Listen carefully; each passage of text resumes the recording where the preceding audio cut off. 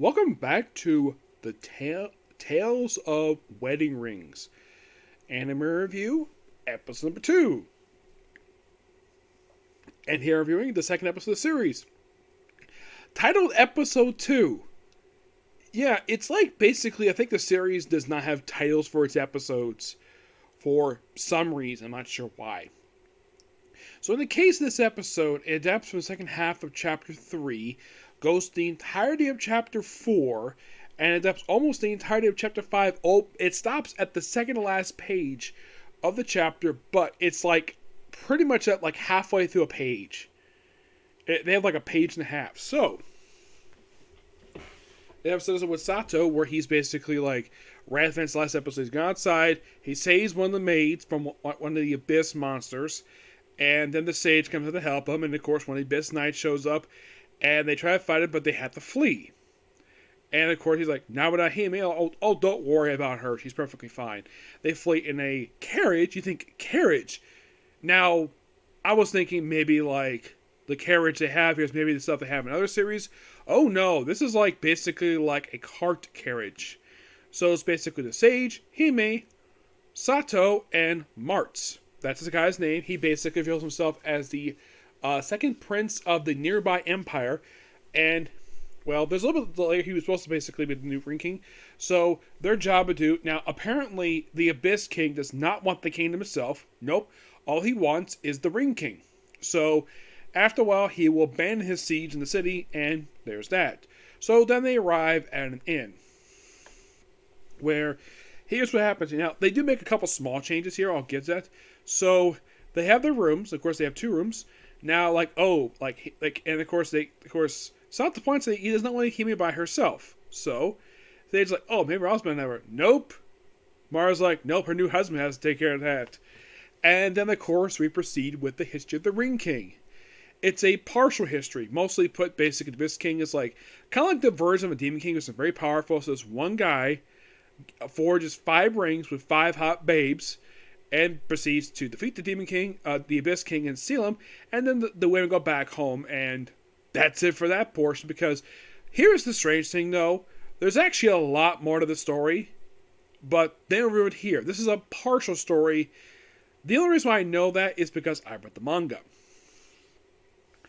So then, of course, they go back to their room, and of course, they go back to sleep, and of course, they have... Now, the bed itself in the episode is slightly bigger than the manga. In the manga, it's not exactly the size of my own bed. It's like a slightly bigger... like, it's like a little bit smaller of a queen size bed, because that's why I have a full size bed, but this seems like a bit smaller than that, and it seems like it can barely fit 2 people on this bed. So it's like, oh, he's like bruised and he takes off his shirt. Now in the manga, it's like 1 bruise on his lower back. In the episode, it's basically also not only the bruise on his back, he's got 2 bruises on the sides of his back. He also got bruises on his shoulders, and Hime is not exactly upset. Of course, she proceeds to get crying. Like, of course, she basically regrets having come here. And then Sato chases, like, wondering where she is. And, of course, she runs to Mars. And, of course, he thanks him for becoming the Ring King, because even though that he was probably selected possibly to be the Ring King, he had no interest in it at all. He just wanted to, satisfy the needs of his kingdom. So then he fights him in the actual... Because the whole mention about the other 4 possible wives...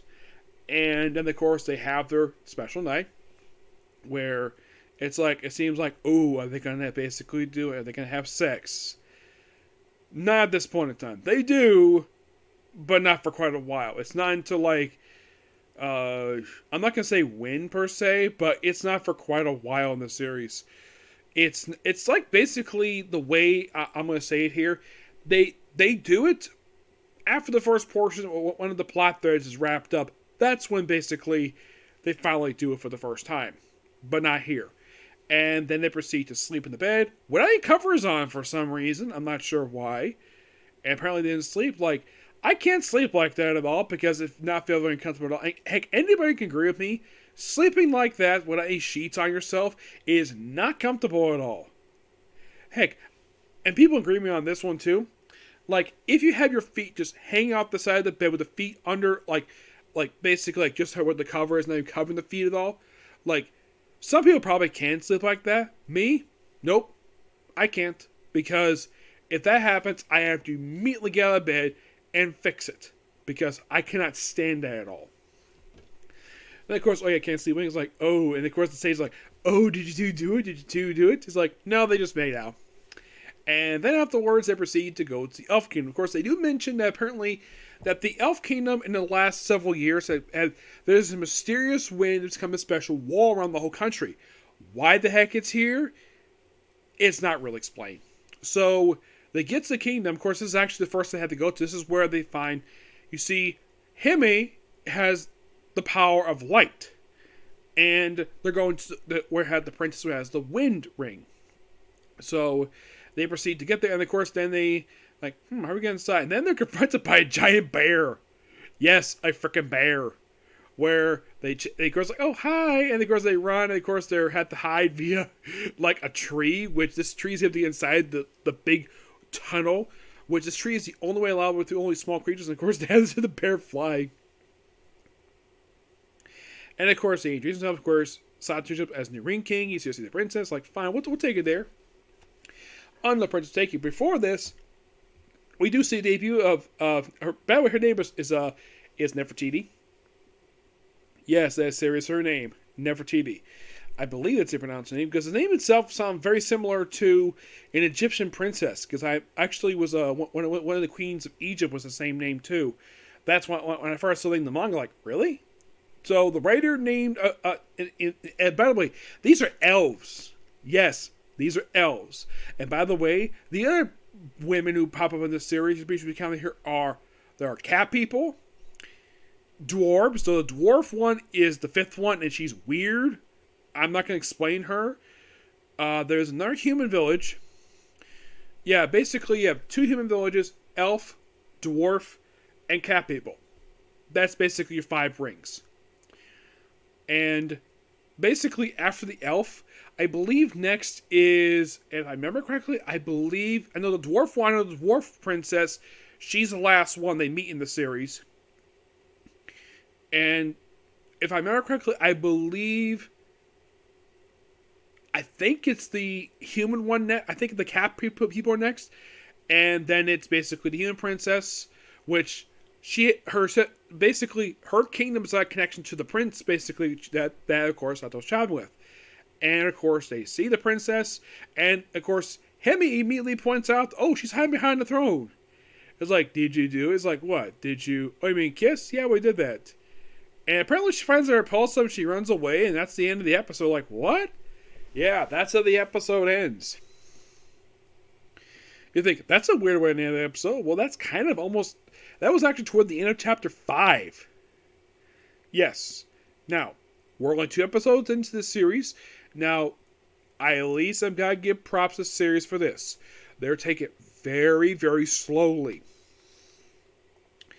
Because the manga, as far as I can tell, is still being published. And as of right now, they've only got the chapter 5. Out of 79 chapters been released. Yes, 79. And if you're really curious, like, how long ago has it been now since, in fact, they released this damn series? I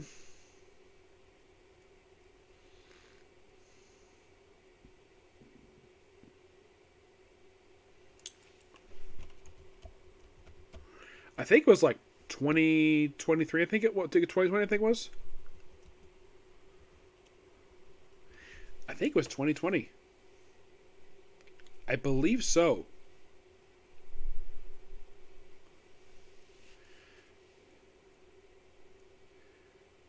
Nephros, that's her name. Nephros. Yep. Actually, the manga's published since 2014. Yes, 2014. So this manga has been publishing now for 10 years. And what I've seen translated here for the manga, Nephros, they've only released 7. Basically, the most recent volume that came was actually just last month. Now, I've only read the 79. I have not read any further than that.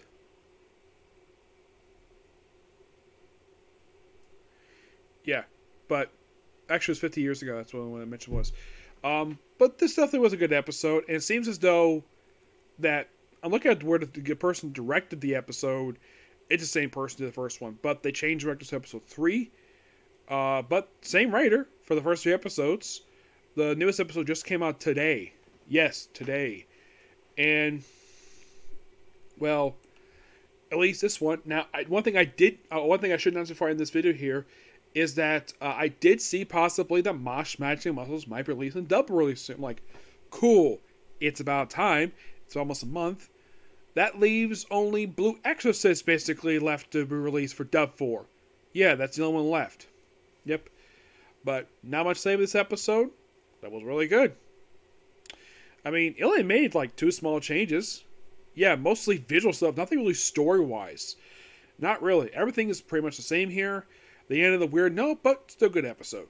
Okay, so that's it particular review. Please be sure to like, comment, subscribe.